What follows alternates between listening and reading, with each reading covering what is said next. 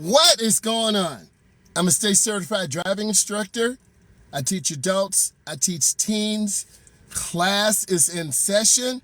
We're talking about beginning drivers. If you have questions, go ahead and put them in. I want all of you to have a very active discussion. Let's go ahead and talk about some of the things that beginning drivers need to know. When you're driving on the road and you hear an emergency vehicle, hey, how are you? What I need you to do is pull over to the right side of the road. If you can't pull over to the right side of the road, stay where you are, pause, and the ambulance or fire truck will drive around you. Hey guys, how are you doing? Hope everyone's doing good. So emergency vehicles, let's go ahead and talk about this. When you're driving around emergency vehicles, you're gonna hear sirens, you're gonna hear a flash. I need you to get over to the side of the road. Let's talk about adapting to new driving environments. All of you who are tuning in, you're new drivers. You want to learn how to drive. Well, we're going to have a discussion today about helping you learn how to drive. And we're going to talk about understanding the environment that you drive in, whether it's in a neighborhood, a school zone, a hospital area. You always want to be safe and consistent. Let's go ahead and get it. When you're driving in a new environment, what I need you to do is not struggle. I'm going to give you an example. Isabella struggles when driving in a new city.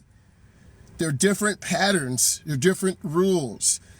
You find it very challenging and unfamiliar, such as downtown Detroit, Michigan, downtown Houston, Texas, downtown Los Angeles, California. What I need all of you to do is take your time, plan your trip so you're not caught off guard. You're less likely to panic. You're less likely to make mistakes. What is our learning target? This is beginning driver class. I'm a state certified driving instructor. I teach adults. I teach teens. You have questions, you need to go ahead and put those questions in. Let's talk about understanding road construction. We all dealt with road construction, moving very slow, car overheating. What I need all of you to do is listen to these tips, and I really want you to set a positive goal to help you learn how to drive. Example, Mason is unsure how to navigate through road construction. And this leads to confusion and close calls with barriers and workers. When you're driving, I need you to take your time. I need you to be mentally alert, what's in front of you, what's to the left, and what is to the right. This way you can understand what to do. If the speed limit is 45, you need to drive right about 45 miles an hour. If the speed limit is 55, you need to drive about 55 miles an hour. Thank you. Let's go ahead and continue. How to properly use your headlights. What I need you to do is focus on what I'm saying. What is our learning target? It is beginning driver's class. I want to welcome you in. I'm a state certified driving instructor. I teach adults, I teach teens. Go ahead and put your questions in. Let's talk about using headlights. Zoe forgets to turn on her headlights at dusk. Dusk is when it gets dark. Dawn is when it gets bright. What I need you to do is understand that your headlights give you visibility. That is your ability to see. You as a beginning driver want to see what's around you. You want to see and be seen. It is so important that you understand those positive goals to live your best life. Next, let's talk about handling unexpected obstacles. Example, Daniel is caught off guard when a deer suddenly comes out and crosses the road. Then he doesn't know how to react. What do? Do you stop? Do you drive around it? Do you honk your horn? The one thing I need all of you to do, don't veer for the deer. Take your time. I really appreciate you watching those videos, and that helps you pass your test. Appreciation. That means so much because it's all about you. It's not about me. It's about you, the viewer, learning how to drive, learning how to pass your test. And when you have questions, you put those questions in. Thank you. Let's continue. Let's talk about using your turn signal properly. This is going to be on the test. Let's go ahead and talk about this. You want to use your turn signal 100 feet or a half a block. This allows cars behind you to slow down or change a lane.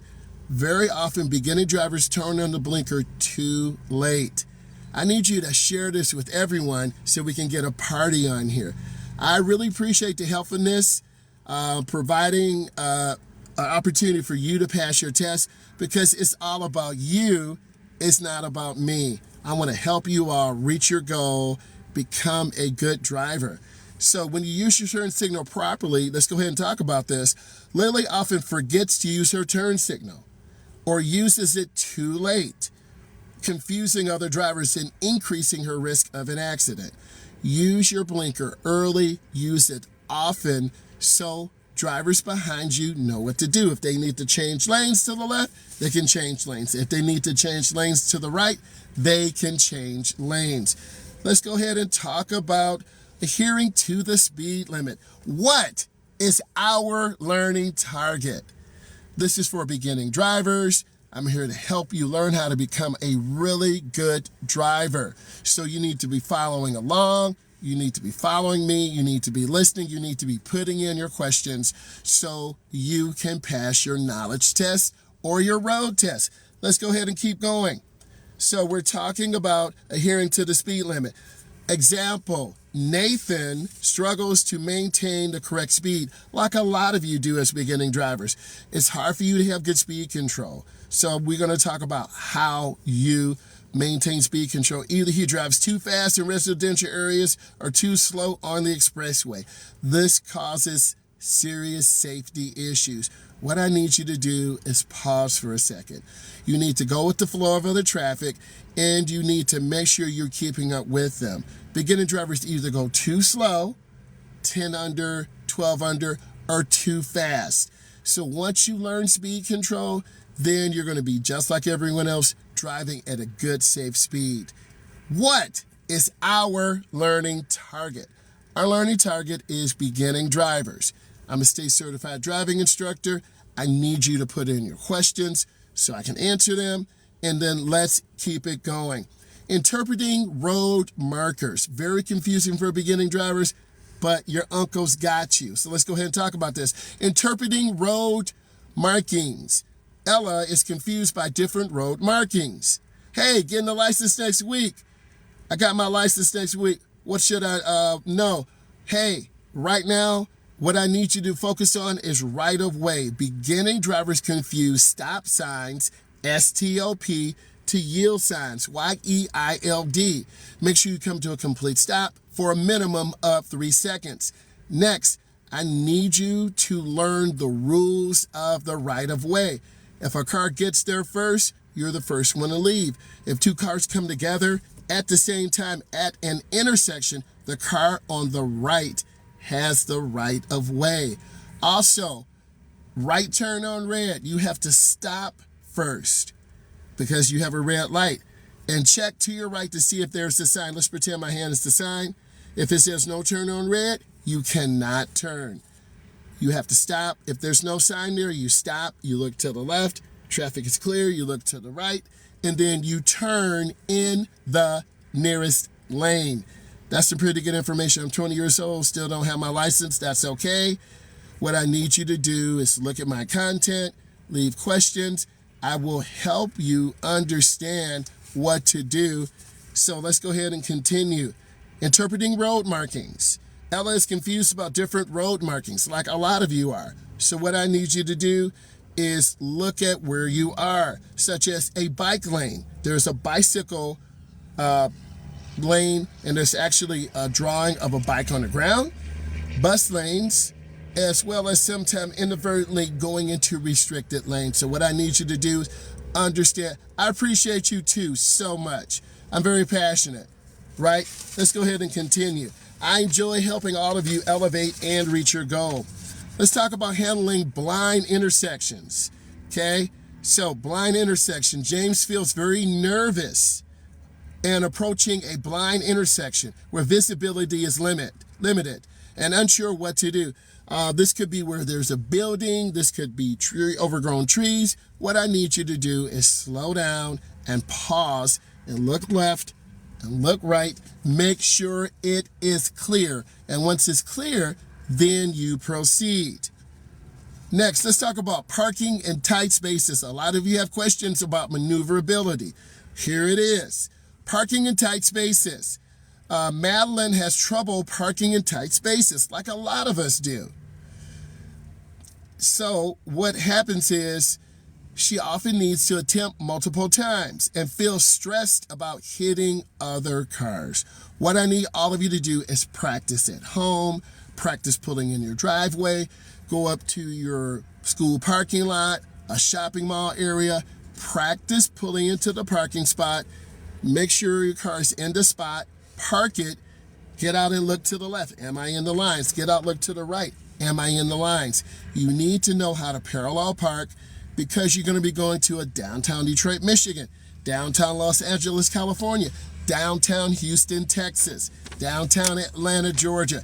Those huge metropolitan areas, you have parking. You have parallel parking spots. Let's continue. Understanding vehicle limits. I got a lot of questions about what car should I get for my first car. Well, let's talk about this. You're going to get a mid-size car that will protect you, and you want to look at the crash star rating. The crash star rating is the rating of the car versus safety. Let's talk about this. Ethan drives an older car, doesn't fully understand its limitations, such as longer stopping distance, shorter reaction, and leading to unsafe driving conditions. This is where we're getting very granular and talking about information to help all of you become good drivers. And I really appreciate you. Next, let's talk about identifying hazardous roads. As a beginning driver, it's difficult to identify hazardous roads. What do I mean? Gravel, a dirt road, one-way streets in downtown areas. So let's go ahead and talk about this. I need you guys to share this out right now. If this is bringing you value, share it out. Get your people in, say, hey, he's here. He's talking about driver's ed. Let's go ahead and talk about this. So, identifying hazardous roads. Chloe struggles to identify and react to road hazards such as potholes, debris, or animals on the road, increasing her risk. We want all of you to be safe. Drive at a slower speed, analyze the area that you're on, and then you will be successful. Let's talk about identifying traffic patterns. As a beginning driver, you have driving going into the city, driving going into a suburban area, driving going into a rural area. There are 3 different areas that require 3 different things. I need more questions. Put those questions in. I need you to share this right now. Share, share, share. Let's talk about identifying different traffic patterns. Luke finds it challenging to adjust to different traffic patterns when visiting another city, often feeling overwhelmed with new driving environments. And this is true. So what I need you to do is plan your trip. Do pre-planning where you are going in, checking, where's my parking? Where am I going to stay? Where does my uncle live? Where does my grandmother live? Where can we visit each other? Are we meeting downtown? Are we meeting on the urban fringe? When you plan, you're going to be more successful. Let's talk about navigating toll roads. If you know what a toll road is, put yes in. A toll road. If you know what a toll road is, put in yes. Navigating toll roads. Examples: Isabella is unfamiliar with toll roads and gets frustrated, and when approaching the toll booth, she's unsure how much to pay. Different states, different regions around the world, you have to pay to go on a road. What is the difference between a solid white line and a dashed line? A solid white line prohibits you from crossing that line. A dashed white line allows you to change directions. Bing, bing, bing, bing, bing. Let's keep it going. The best. Next, let's talk about handling roundabouts. Noah encounters a roundabout for the first time and is unsure how to navigate, causing confusion and delays. Here's what I need you to do. Go slow into your roundabout. Take your time. Yield to traffic that's already in the roundabout. Use your blinker. If you're going to the right, you need to turn your blinker on to the right. If you're going straight through, no blinker needed. Hey, let's share. What is our learning target? We're talking about beginning drivers. How do you navigate? What do you do? Let's talk about when to yield. I have some questions. What are some of the things that are on the road test? You have a combination of yield signs, stop signs. If this is bringing you value, give it a thumbs up. Do all those things. Let's keep going. Recognizing when to yield. Sophia often misinterprets situations. That's what beginning drivers do. They drive very confusing. And as a result, they don't yield to other drivers, leading to near-miss collisions. A lot of you have seen my content before. We yield, we stop at a stop sign. A stop sign is red with white letters that say S-T-O-P. Stop when you're supposed to, look left, look right, and continue. I want to say thank you. I love you. Bye.